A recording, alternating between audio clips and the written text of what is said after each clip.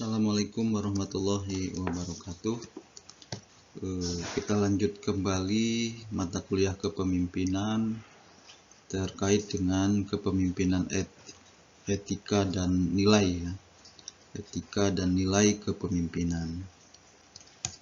Bahwa etika dan nilai dalam kepemimpinan itu sangat diperlukan oleh seorang pemimpin dalam hal mengambil keputusan, berkata jujur ya,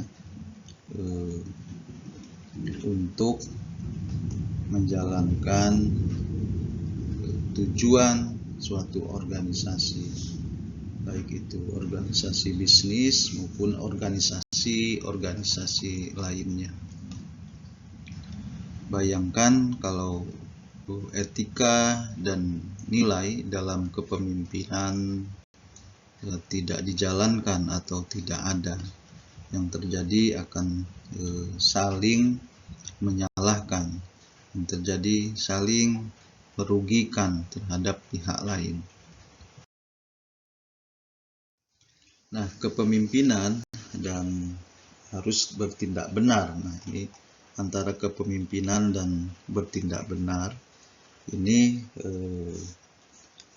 merupakan pemimpin ini sangat dilema ya, mengharuskan memilih antara serangkaian nilai untuk bertindak benar ya, antara nilai dan prioritas ya, yang saling bertolak belakang, dan pemimpin yang baik mampu mengenali dan menghadapi dengan komitmen untuk melakukan hal yang benar, yaitu yang harus bertindak benar. Tentu saja kata untuk bertindak benar ini kita dengar sangat sederhana. Terkadang kata dari bertindak benar ini merupakan keberanian moral ya untuk bertindak benar, bahwa ketika tindakan yang benar itu tampak jelas, kita harus mengatakan benar. Namun pada sisi lain, para pemimpin menghadapi tantangan yang sangat kompleks ya, yang tidak memiliki jawaban benar atau salah ya, hitam atau putih. Nah, jadi pemimpin menciptakan teladan moral yang menjadi model bagi keseluruhan kelompok atau organisasi. Jadi kepemimpinan itu harus menciptakan teladan moral yang menjadi model bagi keseluruhan kelompok atau organisasi, baik itu teladan baik maupun buruk. Nah, itu ada resiko-resiko ya. Jadi kepemimpinan bukanlah semata-mata menyetujui kehendak mayoritas demi menjaga kehormatan. Kepemimpinan harus menghadapi tantangan moral masa kini. Ini ungkapan yang baik menurut Jackson ya. Jadi pemimpin yang secara pribadi saja tidak menghargai kebenaran tidak akan menginspirasi orang lain untuk menghargai kebenaran. Pemimpin yang lebih peduli pada kesejahteraan dirinya sendiri tidak akan menginspirasi orang untuk berkorban demi orang lain. Jadi pemimpin itu juga harus memiliki serangkaian etika ya. Dengan adanya serangkaian etika, maka prinsip-prinsip tindakan yang benar itu harus menjunjung sistem nilai moral. Jadi dalam kepemimpinan dan bertindak benar itu ada 4 kualitas kepemimpinan menurut Bennis dan Goldsmith ya, yang menghasilkan visi, empati, konsisten, dan integritas. Terkait dengan visi, bahwa pemimpin cenderung kita ya sebagai pengikut cenderung mempercayai pemimpin yang menciptakan visi yang kuat, yang menyatukan para pengikutnya dengan dasar kesamaan nilai dan tujuan, serta rasa memiliki dalam organisasi. Nah, itu terkait dengan visi. Yang kedua, kualitas kepemimpinan menghasilkan empati. Nah, ini kita atau pengikutnya itu cenderung mempercayai pemimpin yang menunjukkan empati kepada kita, yang menunjukkan bahwa pemimpin memahami dunia kita. Nah, itu terkait dengan empati. Sedangkan terkait dengan konsisten, bahwa pengikut mempercayai pemimpin yang konsisten ini bahwa kita hanya mempercayai pemimpin yang posisinya tidak pernah berubah, tetapi perubahan dipahami sebagai proses daripada evolusi dengan mempertimbangkan bukti yang relevan. Itu terkait dengan konsisten. Sedangkan integritasnya, 4 kualitas kepemimpinan terkait dengan integritas, bahwa kita atau pengikutnya cenderung mempunyai pemimpin dengan integritas yang kuat. Ini menunjukkan bahwa komitmen pada nilai-nilai prinsip melalui tindakan-tindakan pemimpin. Itu 4 kualitas yang dihasilkan kepemimpinan menurut Bennis dan Goldsmith ya. Nah, dalam kepemimpinan itu harus ada nilai etika dan moral ya. Karena ini sangat penting yang saya sampaikan di awal, bahwa nilai dari kepemimpinan itu menunjukkan konstruk yang mewakili perilaku. Jadi nilai itu mewakili perilaku atau keadaan umum yang dianggap penting oleh individu. Jadi nilai baik dan buruknya itu merupakan perilaku kepemimpinan ya. Nah, sedangkan etika dalam kepemimpinan itu merupakan sebuah cabang ya, yang berurusan dengan prinsip-prinsip bertindak benar. Jadi prinsip-prinsip yang bertindak benar ya. Sedangkan moral ini berkenaan dengan cara berbagai aturan dalam bertindak dan diterapkan pada perilaku ya, bagi seorang pemimpin. Jadi nilai memainkan sangat penting dalam karakter psikologis seorang pemimpin ya, dan dapat juga mempengaruhi perilaku dalam berbagai situasi.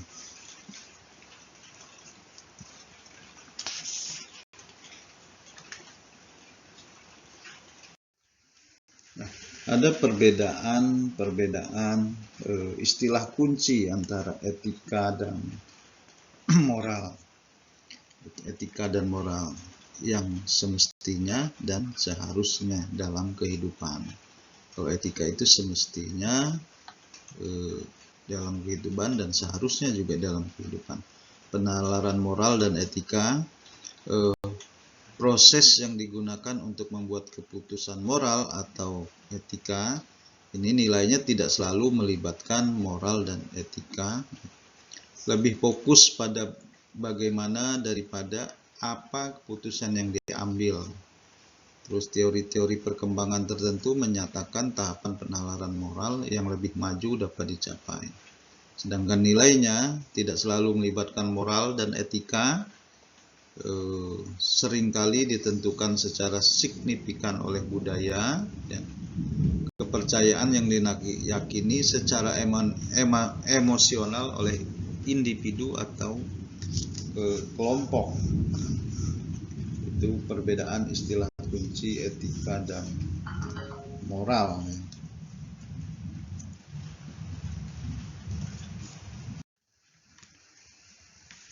Kepemimpinan, etika dan moral, ya.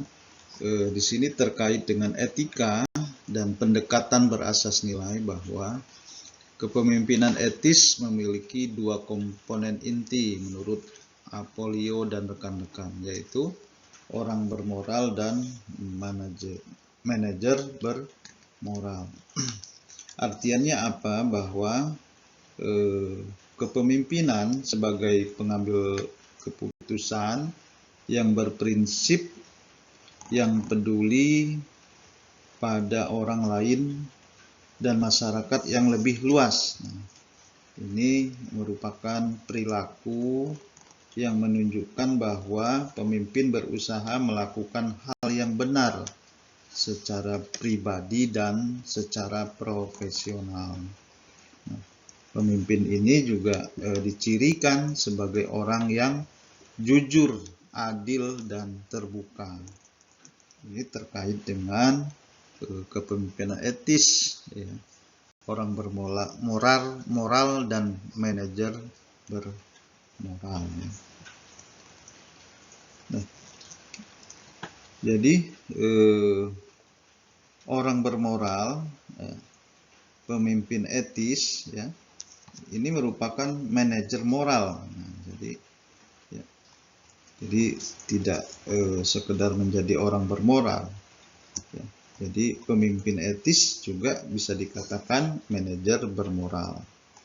Jadi menjadikan etika sebagai bagian utama dari agenda kepemimpinan dengan mengkomunikasikan pesan-pesan tentang etika dan nilai-nilai. Ini dengan terang dan sengaja memberikan teladan perilaku beretika, ya, dalam kepemimpinan. Nah, dua pendekatan kepemimpinan etis, ya, yaitu pendekatan sejati, kepemimpinan sejati. Ada dua pendekatan kepemimpinan etis, ya. Pertama, kepemimpinan sejati. Kepemimpinan sejati ini meragakan konsistensi antara nilai-nilai kepercayaan dan tindakan mereka, ya. Tindakan mereka ini adalah kepemimpinan.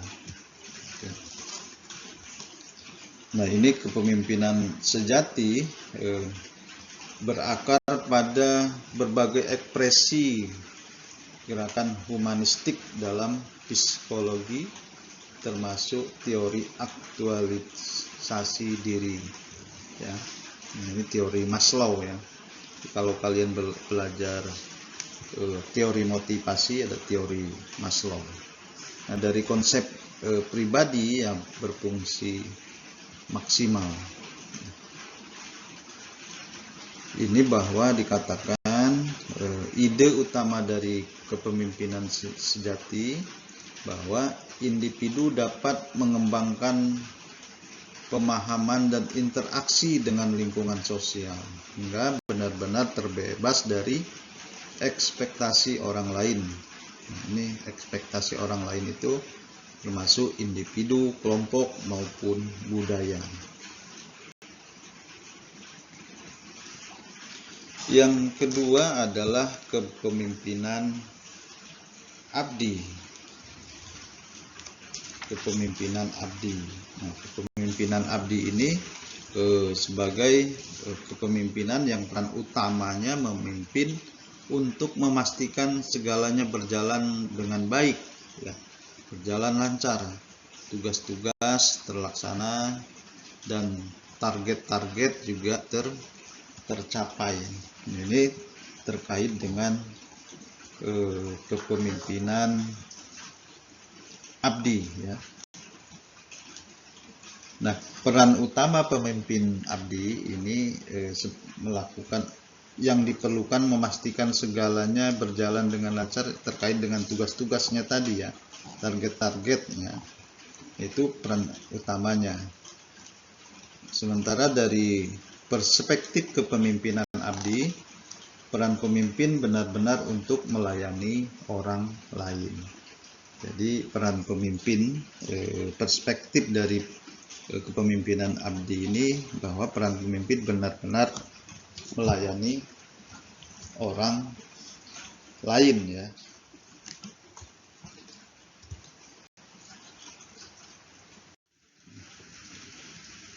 Dalam peran abdi, kepemimpinan abdi, ada 10 ciri yang sering dikaitkan dengan kepemimpinan abdi. Ya. Nah, 10 cirinya, pertama mendengarkan. Mendengarkan ini pemimpin perlu berkomunikasi dengan efektif. Ya. Seringkali fokus pemimpin hanya pada berkomunikasi pada orang lain, tapi kepemimpinan pengabdian menekankan pada kemampuan mendengarkan yang efektif. Jadi bukan hanya komunikasi dengan orang lain, tetapi kepemimpinan ini harus bisa mempunyai kemampuan mendengarkan yang efektif. Ya. Nah, jadi itu yang dimaksud dengan mendengarkan. Ciri yang kedua adalah empati. Nah, empati ini merupakan pemimpin abdi yang perlu memahami perasaan dan cara pandang orang lain. Itu empati. Kita harus memahami perasaan dan cara pandang orang lain. Yang ketiga, penyembuhan. Ada cirinya yaitu penyembuhan. Penyembuhan ini bahwa pemimpin abdi membantu menjaga kesehatan serta keutuhan emosional dan spiritual setiap orang. Ya, setiap pengikutnya. Yang selanjutnya kesadaran. Nah, ini terkait dengan pemimpin abdi harus memahami nilai, perasaan, kekuatan, serta kelemahan dirinya sendiri. Jadi kepemimpinan abdi ini harus memahami kelemahan diri sendiri. Jadi kalau kalian menjadi pemimpin harus sadar memahami kelemahan diri sendiri. Yang selanjutnya adalah persuasi. Ini otoritas jabatan. Ini bergantung pada otoritas jabatan. Pemimpin abdi mempengaruhi orang lain melalui usaha-usaha yang secara persuasif. Selanjutnya adalah konseptualisasi. Ini pemimpin abdi perlu mengintegrasikan realita masa kini dengan kemungkinan masa depan. Konsepnya ya, harus integrasi yang sekarang maupun dengan masa depan. Terus kemampuan memprediksi. Pemimpin abdi harus mempunyai intuisi yang baik mengenai hubungan masa lalu, masa kini, dan masa depan. Selanjutnya adalah penata layanan. Pemimpin abdi merupakan manajer ya, yang menangani sumber-sumber daya baik manusia maupun sumber-sumber daya lainnya dalam organisasi untuk kebaikan yang lebih besar. Jadi harus bisa menata sumber-sumber daya. Komitmen pada kemajuan orang lain ini seorang pemimpin abdi harus mengetahui apakah orang-orang yang dilayaninya berkembang menjadi individu yang lebih bertanggung jawab, peduli, dan kompeten. Jadi harus tahu ya, komitmen atas kemajuan orang lain, terus mengetahui, terus membangun kebersamaan. Nah, ini merupakan pertumbuhan dan kemajuan individu semacam itu cenderung terjadi saat berada dalam komunitas yang mendukung. Ini seperti mobilitas geografis, suasana yang tidak bersahabat dalam organisasi besar lebih mengikis rasa kebersamaan dari diri banyak orang, sehingga tugas pemimpin abdi adalah membantu menciptakan rasa kebersamaan di antara orang lain, karena kesibukan masing-masing daripada individu, ya, pertumbuhan kemajuan individu, terus ada komunitas-komunitas, ya. Nah, ini pemimpin harus menciptakan rasa kebersamaan, rasa kekeluargaan. Nah, jadi konsep kepemimpinan pengabdian, ya, memiliki mempunyai penentang maupun pendukung, ya. Nah, kritik paling umum dalam kepemimpinan abdi ini merupakan gagasan kepemimpinan abdi yang menarik dalam bentuk yang halus. Misalnya pemimpin harus lebih peduli terhadap ketentraman, kemajuan orang lain, harus menciptakan suasana yang lebih mendukung kemajuan organisasi, dan harus juga mengupayakan yang baik bagi seluruhan organisasi, dan bukan hanya memikirkan kebaikan diri sendiri. Itu terkait 10 ciri kepemimpinan abdi. Ada peran, nilai, dan etika dalam kepemimpinan organisasi. Peran, nilai, dan etika dalam kepemimpinan organisasi yaitu pemimpin harus melalui teladan, ya. Pemimpin juga harus melalui teladan. Yang kedua, pemimpin menciptakan dan menjaga keberlangsungan iklim beretika. Jadi peran dan etika dalam pemimpinan organisasi, pemimpin melalui teladan, harus teladannya bisa ditiru oleh pengikutnya. Yang kedua, menciptakan dan menjaga keberlangsungan iklim.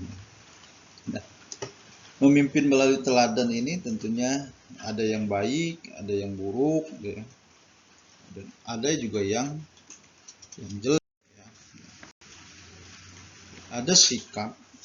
Jadi salah satu prinsip pimpinan, ya, yang baik, tentunya yang paling dikenal, ya. Tentunya juga yang baik itu kepemimpinan yang melalui teladan yang baik, ya. Tetapi ada contoh kepemimpinan beretika dan menjadi teladan dalam etika, ada yang jelek. Nah, ini menimbulkan sikap dan perilaku dalam keteladanan etika kepemimpinan. Yang pertama adalah perilaku antar pribadi. Perilaku antar pribadi ini pemimpin menunjukkan kepedulian, minat, dan kasih sayang bagi sesama, ya. Nah, ini pemimpin juga menghargai hubungan, ya, bekerja secara aktif untuk mempertahankan dan menyokong hubungan. Itu perilaku antar pribadi. Yang kedua, keadilan dasar. Nah, ini salah satu kualitas perilaku antar pribadi yang mereka wujudkan dalam sikap adil kepada orang lain. Ya, pemimpin tidak hanya terbuka untuk masukan dari orang lain, melainkan secara aktif mencari masukan. Itu keadilan dasar. Juga pemimpin memperlakukan orang lain dengan rasa hormat, tidak merendahkan, meski saat berbeda pendapat. Itu keadilan dasar. Yang selanjutnya adalah tindakan beretika dan ekspektasi terhadap diri sendiri. Nah, ini pemimpin menetapkan standar etika yang tinggi untuk dirinya dan berperilaku sesuai dengan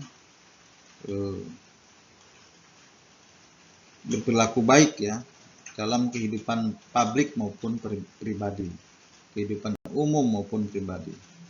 Pemimpin juga bertanggung jawab atas kegagalan dalam beretika dan terbuka mengenainya. Pemimpin juga harus dinilai jujur, dapat dipercaya, rendah hati, ya. Nah, itu terkait dengan tindakan etika, ekspektasi. Selanjutnya menyatakan standar etika dengan jelas. Nah, ini harus memberikan visi etika yang konsisten dan tidak mau berkompromi tentang visi dan etika standar tinggi yang terangkum di dalamnya.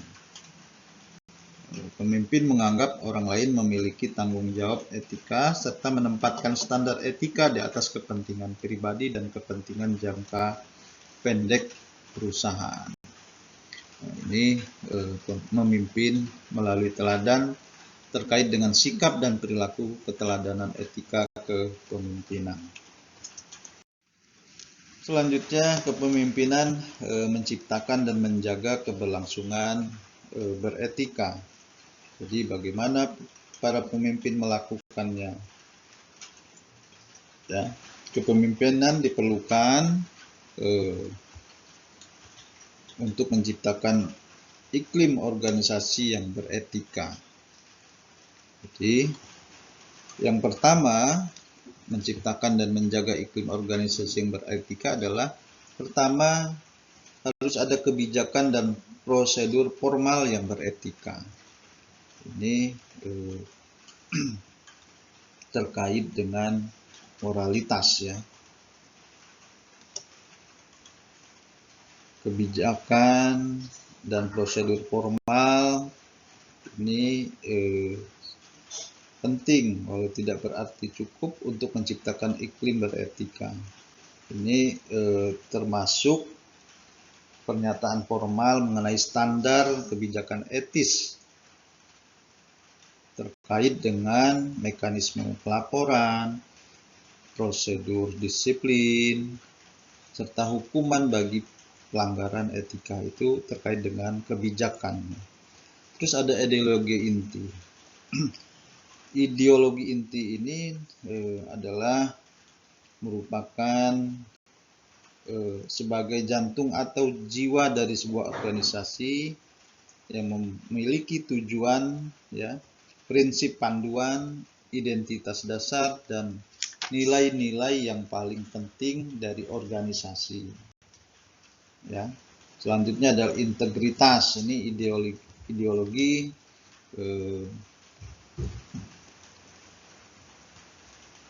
yang sangat dibutuhkan, ya, dalam menggambarkan individu yang berperilaku dan nilai-nilai yang diyakini. Ya, integritas organisasi menggambarkan sebuah organisasi yang pernyataannya sejalan dengan tindakan-tindakan yang dilakukan di setiap level di dalamnya. Selanjutnya adalah penguatan struktural. Nah, penguatan struktural ini merupakan struktur maupun sistem sebuah organisasi yang dapat dirancang untuk mendorong kinerja etis yang lebih baik dan menghindarkan kinerja tidak etis. Itu penguatan struktural, ya. Ini terkait dengan penguatan struktural itu nanti terkait dengan perilaku, adanya sistem imbalan dapat mendorong kejujuran, perilaku adil bagi pelanggan, sopan santun, perilaku positif, dan lain sebagainya. Selanjutnya adalah menciptakan menjaga iklim organisasi fokus pada proses.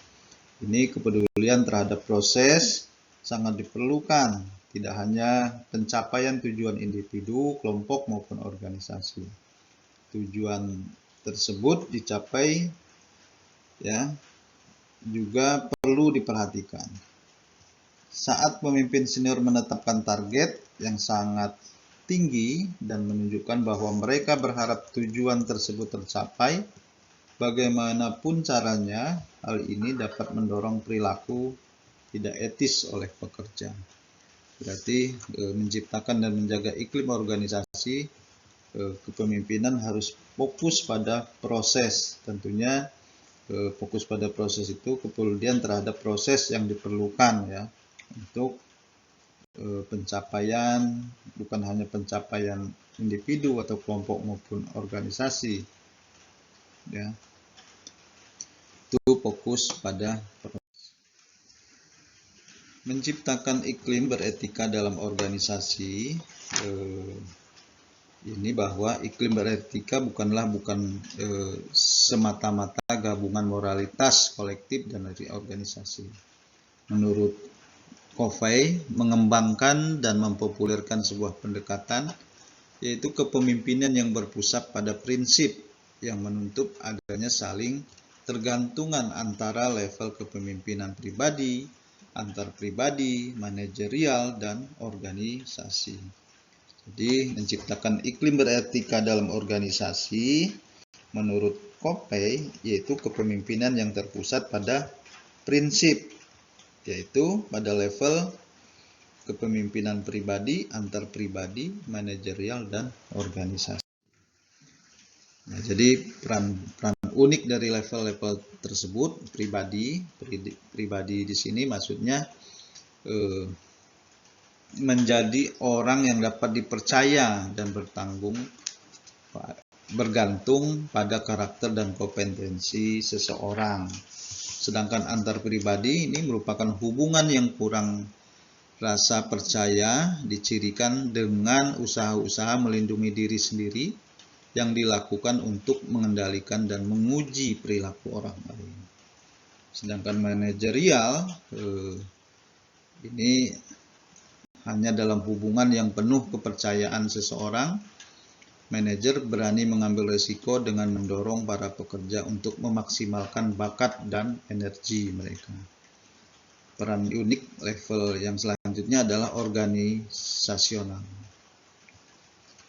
Organisasional, ini sebuah organisasi akan berada dalam bentuk yang paling produktif dan kreatif saat struktur, sistem, ya, termasuk pelatihan, komunikasi, imbalan, dan lain sebagainya. Strategi, visi selaras, dan yang saling mendukung. Ini peran unit dari masing-masing level menurut Covey tadi. Nah itu kepemimpinan, etika, dan moral yang saya sampaikan. Saya cukupkan sekian, semoga bermanfaat. Saya tutup. Wassalamualaikum warahmatullahi wabarakatuh.